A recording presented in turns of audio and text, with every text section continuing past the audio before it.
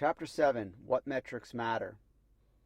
So now we've built the foundation with compliance, relevance, congruence, the breakthrough relevance strategy that I just shared. We're now ready to really start moving. We've set an initial goal, a CPL goal based upon looking at our past, looking at the campaign we're running of what we can afford to pay and setting that nice short-term goal.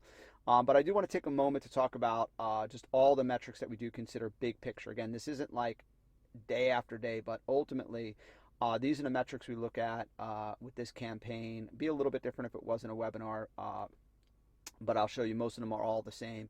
First of all, we have our ad metrics. These are important. I'm going to show you a little decision tree later to show you how I troubleshoot our campaigns if they're not getting the results I want out of the gate.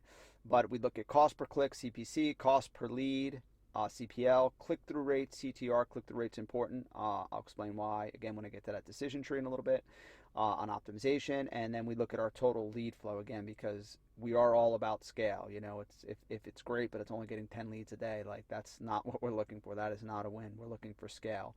I would give up. I'd rather have 1,000 leads a week at, $12, right at our highest level, than have 100 leads a week at, $3, right?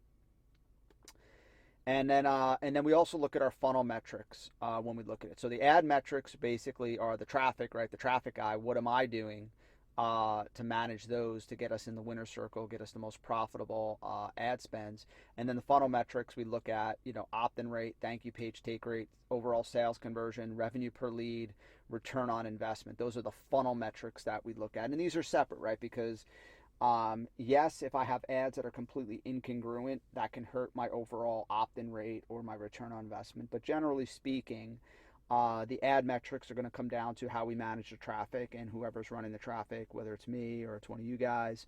And then the funnel metrics are going to come down to conversion, whether it's Todd or somebody that built our conversion assets. And so it's important to talk about what to make of Facebook numbers. Again, I just wanted to briefly overview those metrics. This is not, again, a training or chronology of our metrics. I'm showing you the simple ones that we focus on. But I do want to talk about clicks versus link clicks.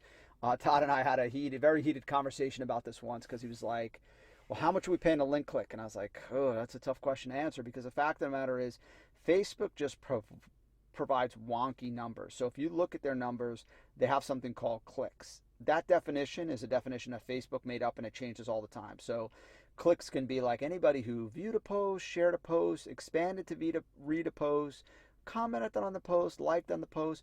As a direct response marketer, all I care about is, did you come to my site, right? And so they also have link clicks. Notice a massive difference, right? So the clicks are like 1,991 on this campaign. Over there on link clicks, it's 1,030, right? So it's half. However, even these link clicks are not accurate. So I've done this before. I've used link tracking, click tracking links or whatever. I've tested it in Infusionsoft. I've looked at it in our web accounts. And even these link clicks are always overstated, which is kind of frustrating. But again, they're consistently overstated. So at least you're comparing apples to apples. But again, it's just that clicks, leads, and sales always seem off in Facebook. Again, they're consistently off. So it is sort of moldy oranges to moldy oranges comparison. And that's why day to day I focus on what matters. I know that a CPL goal is what's going to get me to where I need to be. And monthly ROI, right? Looking at the monthly ROI, we spent this much on Facebook, we generated this much in new customer sales. Like, that's really what's going to keep us in the winner circle. That's what's going to keep it simple. That's what's going to keep it easy. And so that's how we're looking about doing it. But I did want to mention that just because there are a lot of numbers to look at and you could get lost in the weeds. And so this is how we're approaching it, and it's just been very, very effective.